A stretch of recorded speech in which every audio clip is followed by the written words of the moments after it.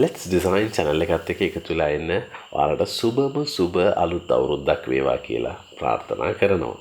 ඉතින් ඒකත් එක්කම ඔයගොල්ලෝ දන්නවා මේ channel එකේ වීඩියෝ එකක් එන්නේ මාස කීපයකට පස්සේ. ඉතින් ඔක්කොටම කලින් අන්න ඒ ගැන ඔයාලගෙන් සමාව ඉල්ලන ගමන්ම මම ඔයාලට කියන්න කැමති මම දැක්ක channel එකට ගියාම ගොඩ දෙනෙක් එක විදිහේ ප්‍රශ්න අහලා තියෙනවා මම කතා කරලා තියෙන topics හරහා. ඉතින් මම ඔයගොල්ලන්ට පොරොන්දු වෙනවා මම මේ සෑම ප්‍රශ්නයකටම පිළිතුරක් ඒ කමෙන්ට්ස් ඔස්සේ වෙන්න පුළුවන්. එහෙම නැත්නම් වෙනත් වීඩියෝ එකක් ඔස්සේ වෙන්න පුළුවන්. ඔයාලත් එක්ක මගේ දැනුම සහ ඔයාලගේ දැනුම අපි ෂෙයා කරගන්න පුළුවන් විදිහක් ඉදිරියේදී බලමු. ඉතින් ඒකත් එක්ක මම කියන මම මේ ගොඩක් කාලයත් එක්ක ස්ට්‍රගල් කරා. ඒ නිසා තමයි මට ඇත්තටම මේ අලුතෙන් වීඩියෝ එකක් අරන් ඉන්න බැරි වුණේ. මම ඒකත් එක්කම හිතාගත්තා මේ දිග වීඩියෝස් වලට යන්නේ නැතුව සාමාන්‍ය කෙටි වීඩියෝස් අරගෙන හැම සතියෙම ආලව හම්බෙන්න එන්න බලාපොරොත්තුවෙන් මෙතනින් එහාට මේ හමුවීමේ බලාපොරොත්තුවෙන් මේ වීඩියෝ එක මෙතනින් පටන් ගන්නවා. ඇත්තට මට අද ඔයාලත් එක්ක ෂෙයා කරගන්න අවශ්‍ය වුණේ මට ආව ප්‍රශ්නයක්. මම ඔයාලට මතක ඇති මම 3D printing ගැන වීඩියෝ එකකුත් කලින් කරලා තියෙනවා. දැන් මේ වීඩියෝ එකත් මම මේ ඩෙඩිකේට් කරන්නේ මේ 3D printing කියන ඒරියා එකටමයි. ඒකෙදි මට ආව ප්‍රශ්නේ තමයි ඔයාලා දන්නවා අපිට මේ වගේ ගොඩක් තියෙනවනේ මැටීරියල් වර්ග මේ වෙද්දි තියෙනවා. දැන් ඉස්සර නම් අපි පාවිච්චි කරේ අතරම ABS එකයි PLA කියන ප්‍රධානම මැටීරියල් වර්ග දෙක තමයි 3D printing වලට පාවිච්චි කරේ. දැන් මේ වෙද්දි නම් TPU කියයි එක වර්ගයේ එක මේ අලුත් 3D printing materials අපිට ගන්න තියෙනවා. ඒ වුණාට අදටත් මම හිතන්නේ මේ ABS PLA තමයි මේ ඕනෑම වැඩකට ඕනෑම 3D printer එකක් එක්ක බොහෝ දුරට පාවිච්චි කරන්න ගැලපෙන සහ හොඳටම ඔප්ටිමයිස් වෙලා තියෙන materials දෙක ABS සහ PLA කියන materials දෙක. මේකෙදි මම මේ ඔයාලට පෙන්නන්නේ මේ PLA කියන material එක. අතන මේක material නම් මේක නම් ගොඩක් දැන් ඉවර වෙලා තියෙන්නේ. දැන් අර මම ඔයාලට කිව්වා වගේ වීඩියෝ එකක් අරන් එන්න චුට්ටක් පරක්කු වුණානේ. අන්න ඒ වගේ ටික කාලයක් ගියාට පස්සේ මේ materials පොඩ්ඩක් degrade වෙනවා. දැන් අතරම දැන් ඔයාලට මම පෙන්නුවොත් material එක දාලා print කරන්න බෑද? මෙහෙම නැමුවොත් මේක කැඩිලා යනවා. ඔයාලට පේනවද කැඩිලා යනවා material එක? දැන් මේක තවදුරටත් print කරන්න බෑ මේ වගේ material එකක්. ඔයාලට පේනවා දිගටම කැඩි යන මේ print එකට දාලා විනාඩි 2ක් 3ක් යද්දි ආයෙත් break වෙනවා. මේ filament එක break වුණාට පස්සේ ආයෙ මුල ඉඳන් filament එක අයින් කරලා අලුතෙන් feed කරලා මුල ඉඳන් print එකට දෙන්න ඕනේ. ඉතින් ඇත්තටම බලද්දී මේක නම් ගොඩක් මේ ඉවර වෙච්ච material reel එකක්. ඒ වුණාට සමහරවිට මේක මේ මම ගාව තව තියෙනවා මේ වගේ material. දැන් මේක ඒ වගේම ගත්ත මේ PLA material එක මේක ඇත්තට මම පාවිච්චි කරේ නෑ සෑහෙන කාලයක්. ඒකත් එක මේකටත් ඒ දේම වෙලා තියෙනවා. දැන් අපරාධයක් නෑ. අද කාලේ ගත්තාම ඉස්සර වගේ නෙමෙයි printing materials ටිකක් ගණන්. ඒ නිසා ඉතින් මම හිතුවා දැන් මේකට අපිට solution එකක් නැද්ද කියන එක.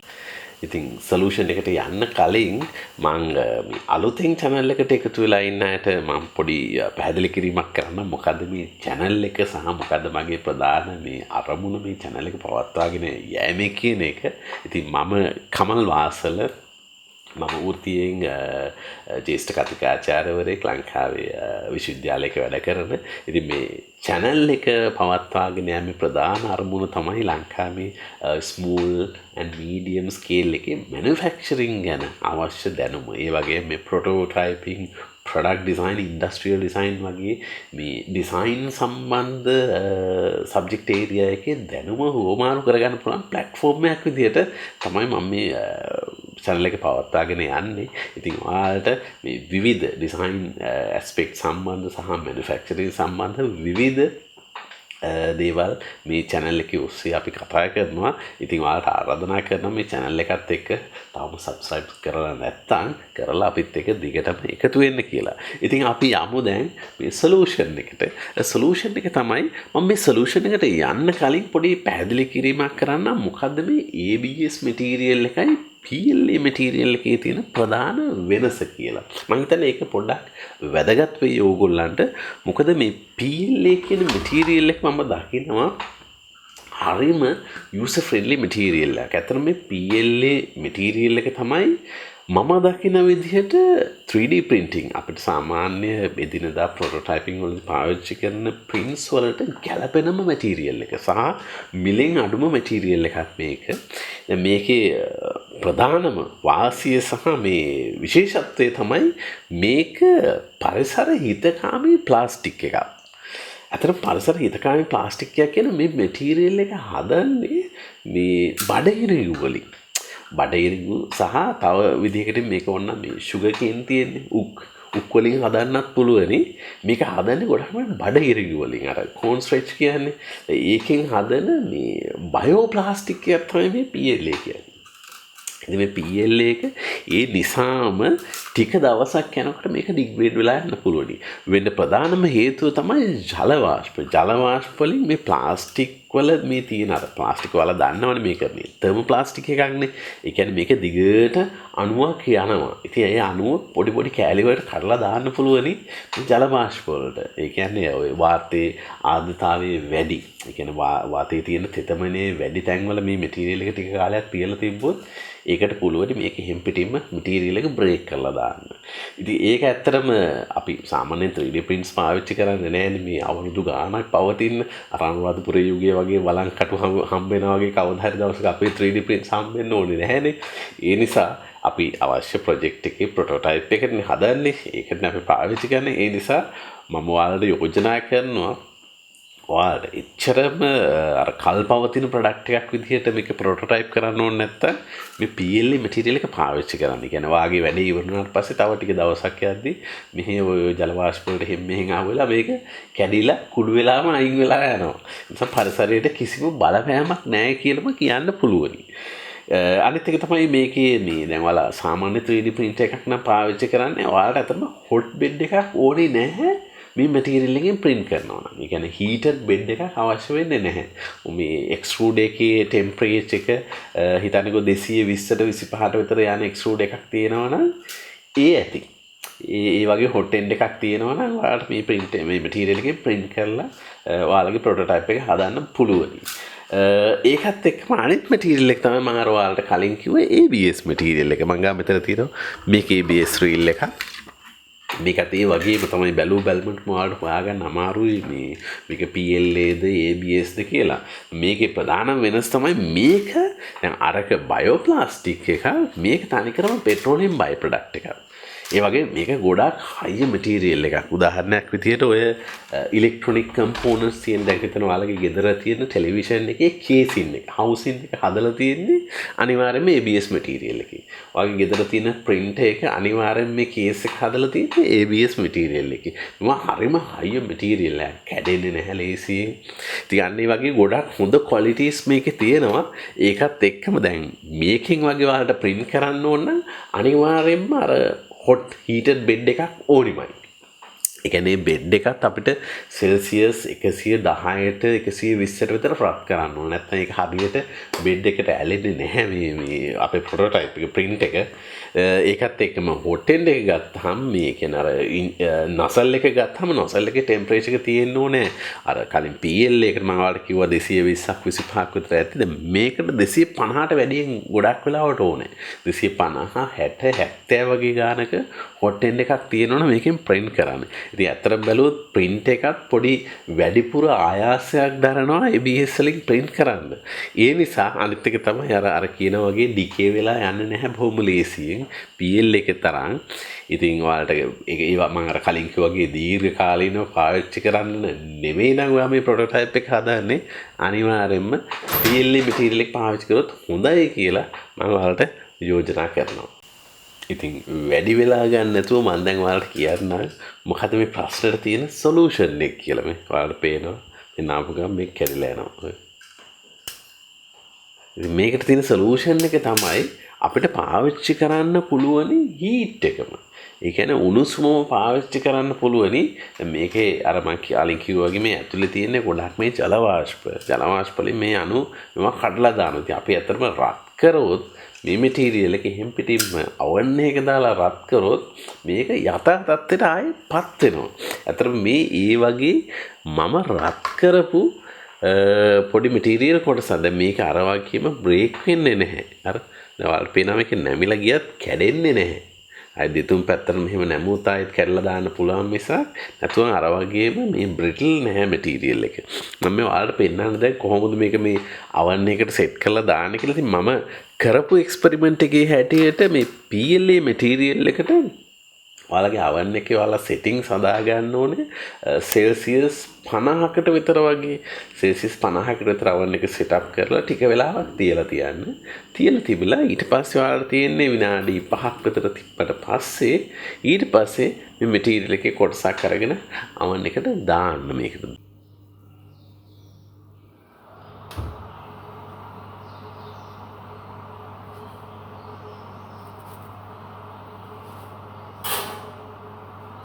දාලා පොඩ්ඩක් මටීරියල් එක දිහා බලාගෙන ඉන්න.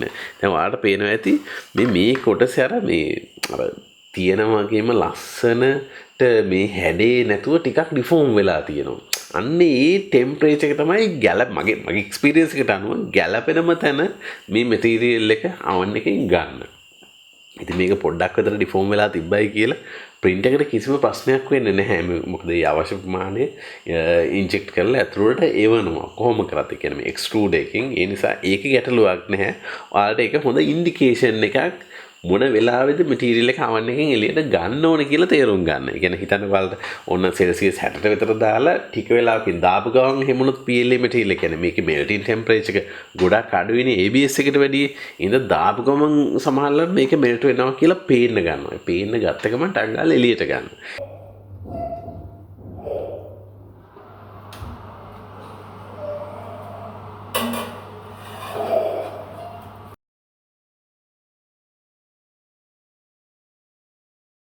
දැන් එහෙම ගත්ත මටීරියල් කොටසක් තමයි මේ තියෙන්නේ. මේක ආයෙත් යථාර්ථයට ඇවිල්ලා තියෙනවා. ඉතින් ඒ වගේම මගේ දැන් ඊළඟ ප්ලෑන් එක මේ සම්පූර්ණ මේකම එහෙම් පිටින් 1 කිලෝ එකක් විතරම තියෙනවා. අර වගේම මේ දැන් ඩිකේ වෙලා තියෙන්නේ. මේක කැඩිලා යනවා.